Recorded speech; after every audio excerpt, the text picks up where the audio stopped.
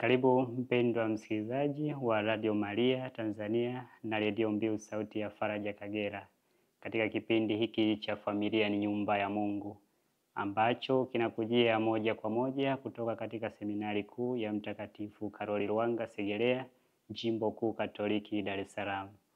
Kipindi hiki hukujia kila siku ya Alhamisi kuanzia saa 12:30 jioni, na marudio yake ni kila siku ya Jumamosi saa 12:30 jioni.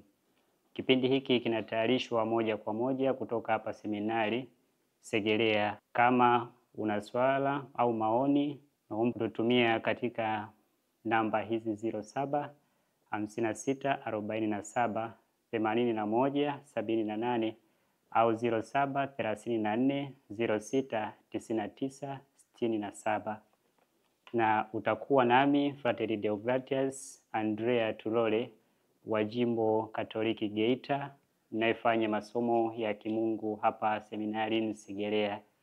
Na leo taangalia kipengele kisemacho uvivu ni chanzo cha umaskini katika familia zetu. Unaalikwa uambatane nami mwanzo hadi mwisho wa kipindi chetu.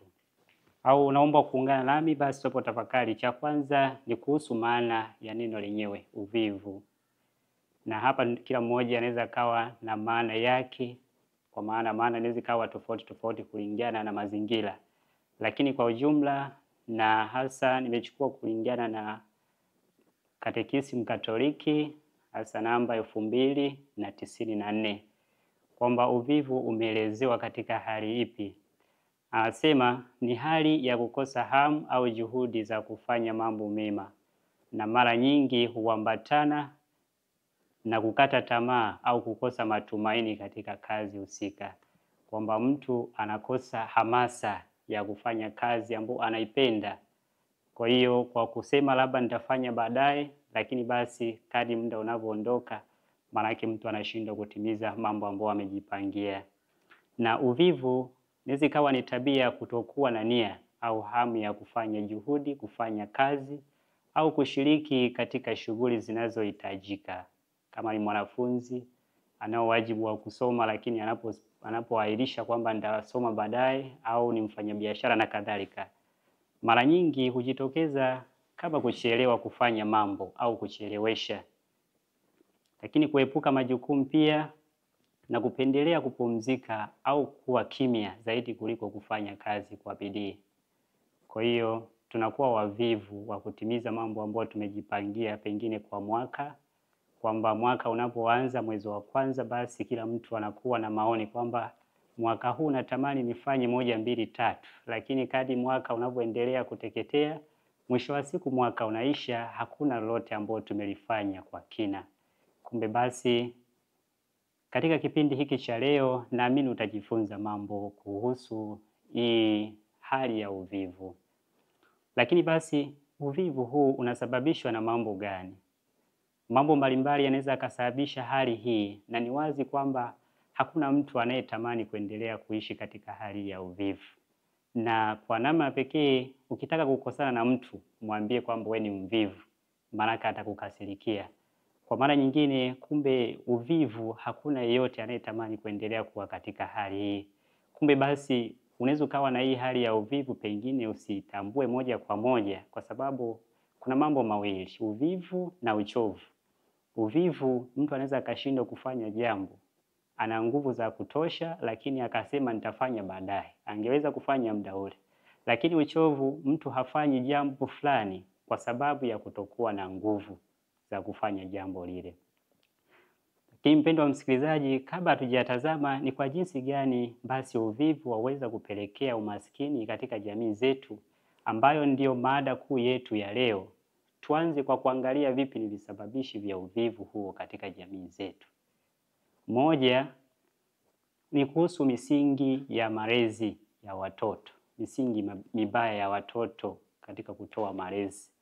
Na hapa tutaona jinsi gani Papa Francis katika waraka wake Familiaris Consortio, maana yake familia ni kanisa la nyumbani, ameweza kuorodhesha mambo ambayo pengine ni kwa jinsi gani uvivu umejitokeza katika familia zetu au katika jamii zetu.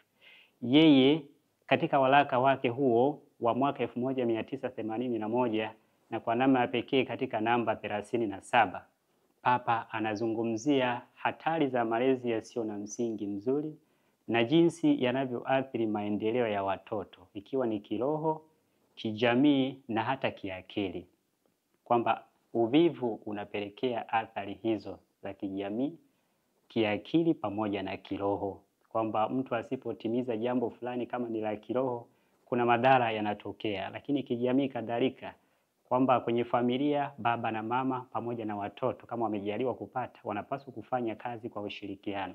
Lakini anapotokea mmojawapo anaendekeza hii hali ya uvivu, maana yake nguvu inapungua katika kutimiza jambo husika. Kwa hiyo Papa Francis anasisitiza katika kufanya kazi kwa ushirikiano na kuonyesha kwamba kuna hatari zinaweza kujitokeza kwa sababu ya kuendekeza hali ya uvivu. Na anasisitiza malezi mabaya yanapelekea kukosa maadili kwa watoto na kuandaa kizazi ambacho kinakuwa na maadili ambayo sio mazuri katika jamii. Lakini pia inapelekea tabia mbaya kwa watoto. Watoto wanakuwa na tabia mbaya. Baba na mama hawana umoja wote katika kutoa malezi. Ni wazi kwamba katika maisha wazazi wanaweza akachukuliwa na Mwenyezi Mungu. Sasa wanapotokea wameondoka, maana yake kama hajaacha misingi mizuri kwa watoto, ndio sababu sasa uvivu unajitokeza kama hawajatengenezewa msingi wa kufanya kazi. Lakini pia uvivu, Papa anasisitiza kwamba kukosa maisha yenye mafanikio. Kama tukiendekeza hali ya uvivu, unakuna panga kwamba nifanye jambo fulani lakini haulitimizi, maana yake maisha yanakuwa ni duni, mafanikio yanakosekana kwa sababu ya kutokufanya kazi kwa bidii. Lakini pia tunao usemi usemao, mtoto mleavyo ndivyo akuavyo. Hivyo mtoto akilelewa katika mazingira ya kazi, hukua akiwa na mazoea ya kufanya kazi. Utakubaliana na mimi kwamba mtoto anapozoeshwa akiwa mtoto mdogo kufanya kazi, maana yake anakuwa akiwa na mazoea ya kufanya kazi. Ni tofauti na mtoto anayeamka na kuendelea kucheza bila kufundishwa msingi wote wa kufanya kazi. Maana yake hata atakapokuwa mkubwa ataendelea na hali hiyo hiyo ya mazoea. Lakini leo hii pia tunayo changamoto kwamba katika familia zetu tunao wadada wa kazi. Kwa asilimia kubwa baba na mama unakuta ni wafanyakazi, ni wa serikalini au wamejiajiri wao wenyewe. Lakini je, wanapoondoka alfajiri kila siku pengine saa 10 au saa 12 au kadhalika, wanapoondoka mapema watoto wakiwa wapo usingizini, wanapoenda kazini, lakini kurudi kwenyewe wanarudi usiku. Changamoto ni je, watoto hawa wanapata wapi malezi yao au wanapata wapi misingi ya maisha yao kwa ujumla? Kwa hiyo hii ni changamoto pia. Lakini sio kwamba tunakataa moja kwa moja kwamba walezi hawa wadada wa kazi kwamba hawana mchango katika malezi ya watoto. Ni wazi kwamba wanajitahidi kadiri ya uwezo wao, lakini pia wazazi kama mtu wa karibu sana aliyemzaa mtoto ana wajibu mkubwa katika makuzi ya mtoto. Kwa maana wewe utamuonya mtoto pale anapokosea, ni tofauti na huyu dada wa kazi ambao amekuja kwa ajili ya maslahi yake mwenyewe. Kwa maana mtoto anaweza akapigwa kidogo tu, anakuja kusema kwa wazazi kwamba alinifanya 1 2 3, hata kama hakufanya vile. Ni tofauti na hata malezi ya zamani, uliona labda mtoto anapokosea kama yuko kwa jirani anacheza na wenzake, akija nyumbani kwa sababu amepigwa alifikishiwa kuadhibiwa. Lakini leo ni tofauti. Mama akipigiwa mtoto wake akiwa kwa jirani, atakuja juu anasema kwamba wewe hata hujui gharama ya care kwa mtoto. Kwa maana nyingine kwamba hatuko tayari hata kusaidiwa na majirani katika makuzi ya watoto. Kumbe hii inaonyesha kwamba ni jinsi gani tunao wajibu mkubwa wa wazazi au walezi katika kutoa malezi kwa watoto wetu. Na kwa namna pekee katika kitabu cha Mithali sura ya 22 aya 6, mwandishi anatuasa akisema, mlee mtoto katika njia impasayo, naye hataiacha hata atakapokuwa mzee. Sasa tunaweza kujiuliza kwamba katika malezi ya mtoto tunawalea katika hali ambayo inaweza ikawasaidia katika maisha yao, au tunaishi kama sisi kwamba watajitafutia wao wenyewe kama watoto wa bata. Hii ni tofauti kwamba tunapaswa kuiga hasa pengine malezi ya kiumbe kuku anapowakumbatia watoto wake, yupo tayari kutafuta malisho kwa ajili ya watoto wake na sio kuachilia kama watoto wa bata. Kumbe mpendo wa msikilizaji, wazazi au walezi, tuwalisishe tunu zilizo njema waweze kujitegemea katika maisha yao. Lakini pointi nyingine ya pili, jinsi inaweza kupelekea uvivu ni ukatishwaji tamaa au kukosa hamasa. Mpendo msikilizaji, ukatishwaji tamaa ni hali inayoweza kupelekea uvivu baina ya watu katika jamii.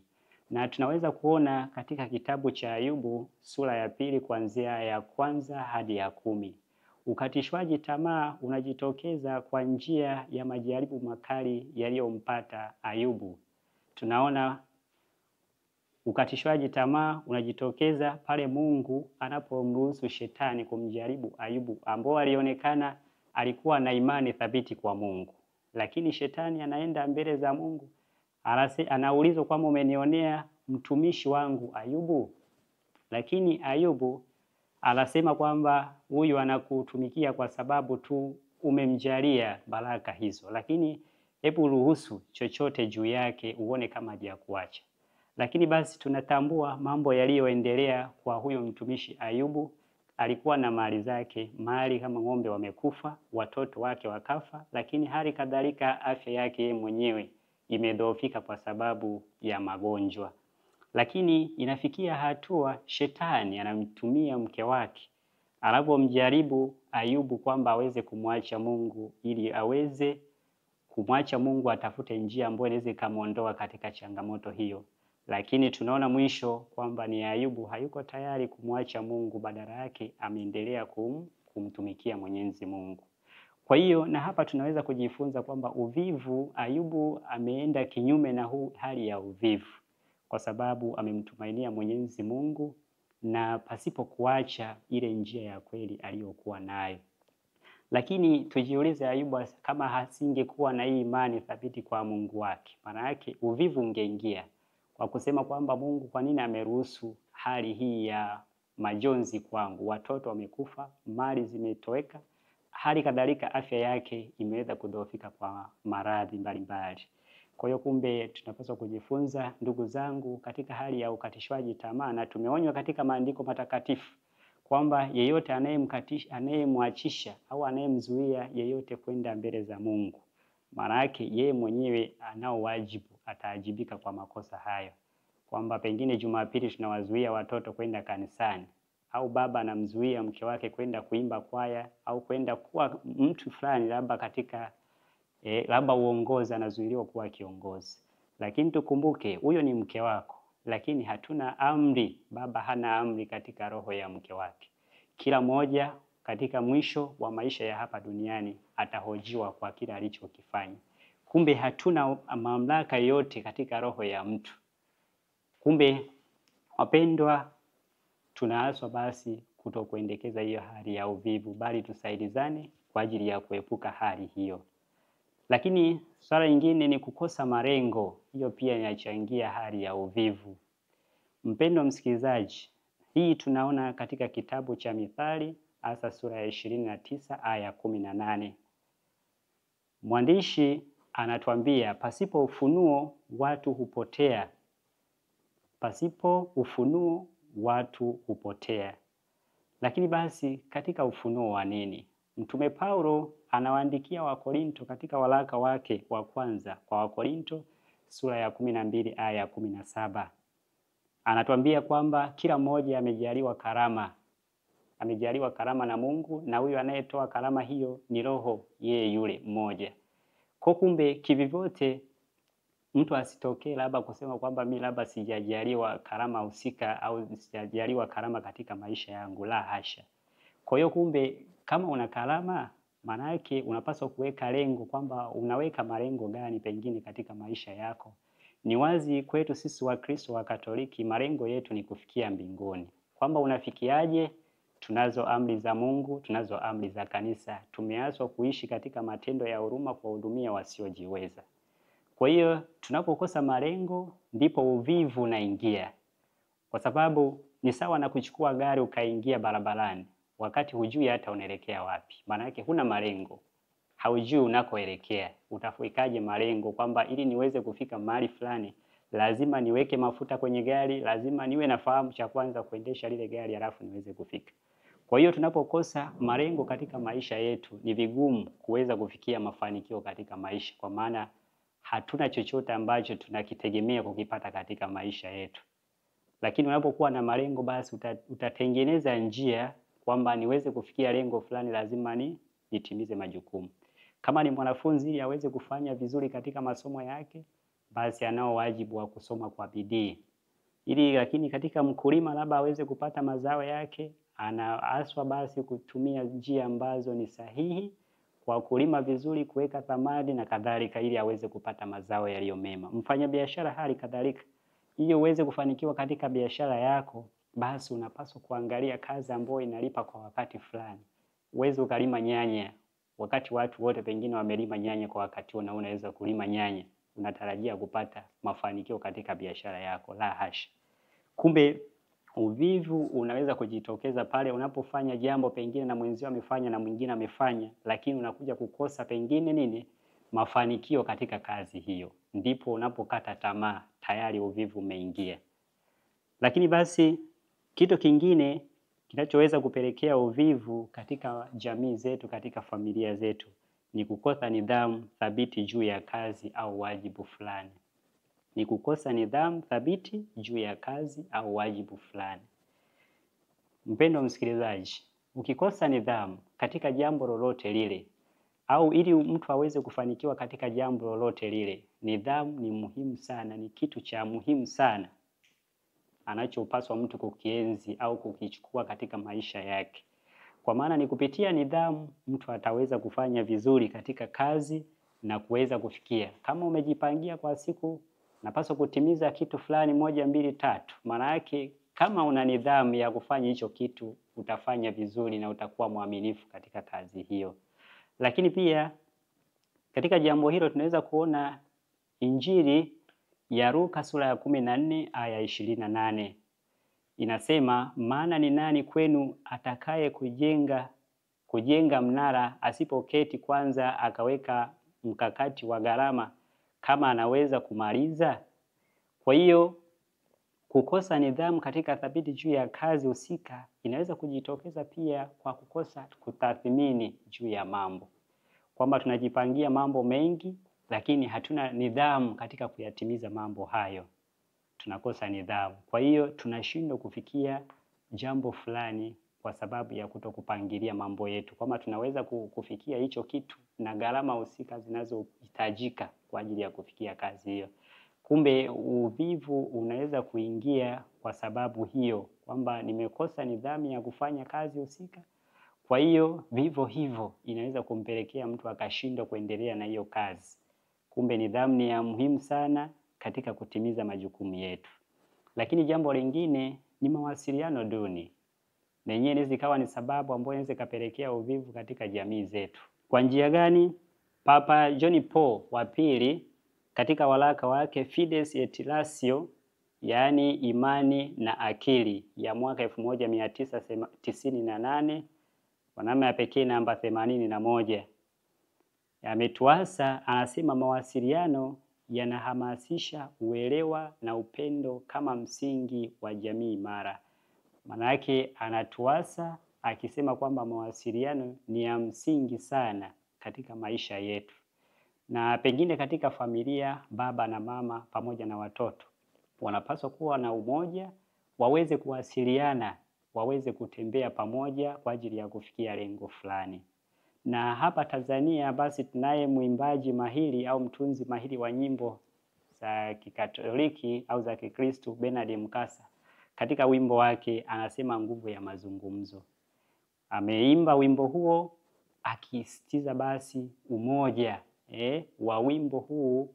Anasema kwamba tuwe na umoja, nguvu ya mazungumzo, tuweze kuwasiliana katika maisha yetu. Kwa hiyo kwa ujumla katika mawasiliano ndipo chanzo cha kila kitu.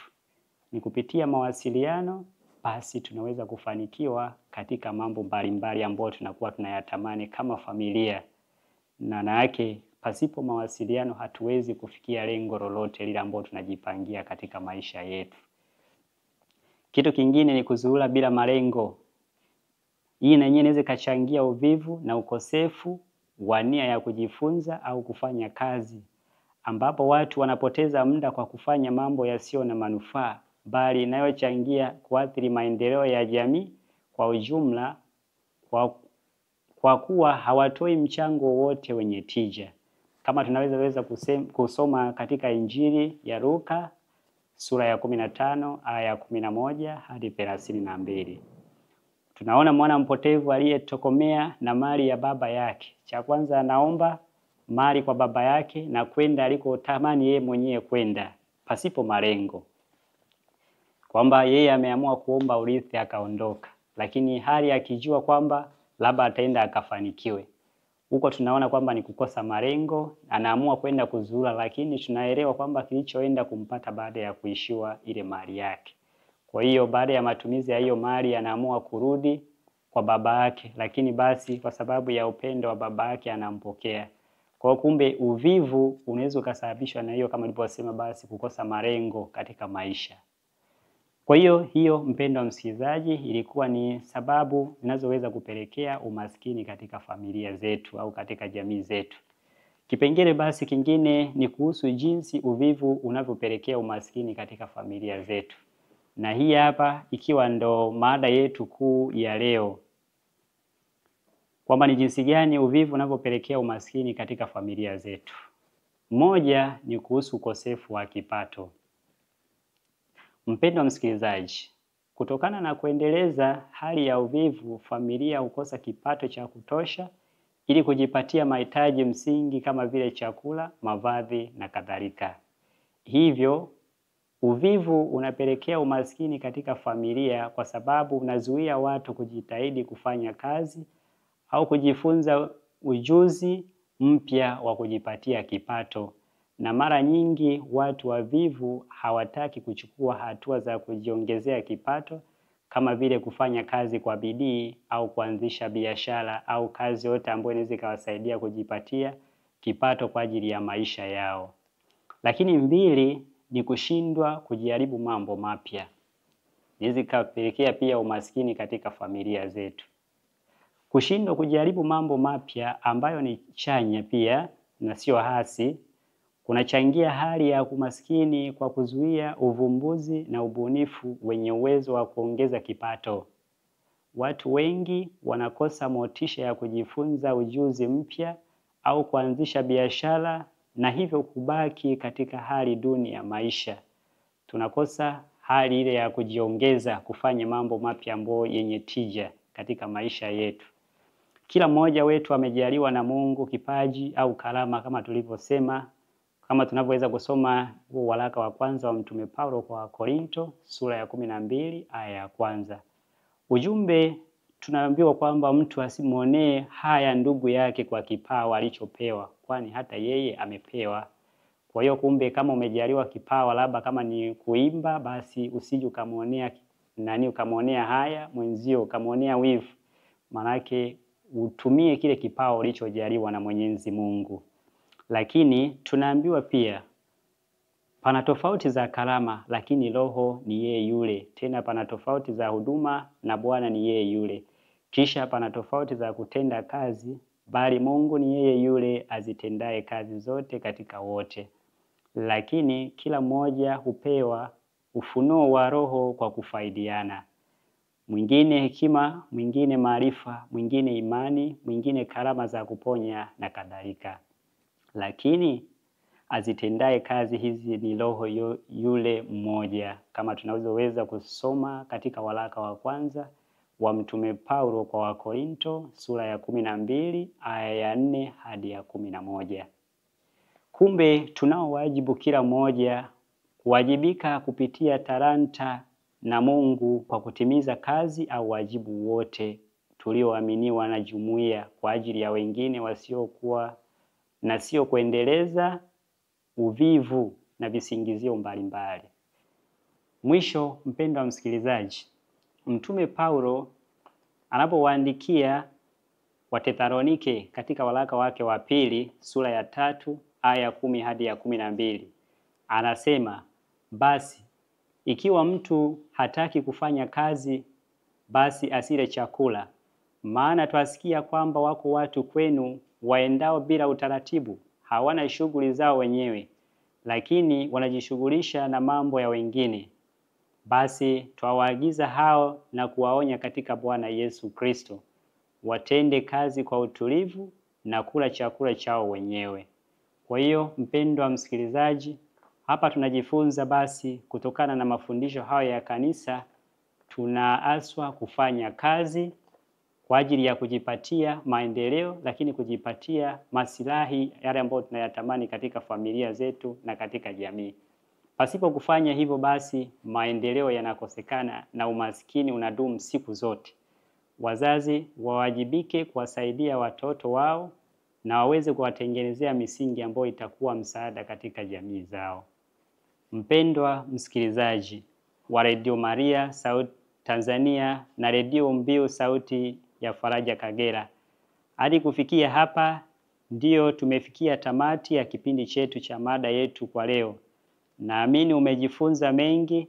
Usikose kuungana nami tena siku nyingine, muda na wakati kama ilivyokuwa siku ya leo. Ulikuwa nami Fratelli Deogratias Andrea Tulole wa Jimbo Katoliki Geita, ninayesoma masomo ya teolojia katika seminari kuu ya Mtakatifu Karoli Lwanga Segerea, Jimbo Kuu la Dar es Salaam. Ikiwa una maswali, maoni au ushauri, naomba utuandikie ujumbe wako mfupi wa maandishi kwenda namba 0734069967 au 0756478178. Karibu tufunge kipindi chetu kwa sala. Kwa jina la Baba na la Mwana na la Roho Mtakatifu. Amina. Salamu Maria, umejaa neema, Bwana yu nawe. Umebarikiwa kuliko wanawake wote, na Yesu mzao wa tumbo lako amebarikiwa. Maria mtakatifu, mama wa Mungu, utuombee sisi wakosefu, sasa na saa ya kufa kwetu. Amina. Atukuzwe Baba na Mwana na Roho Mtakatifu, kama mwanzo na sasa na siku zote na milele. Amina.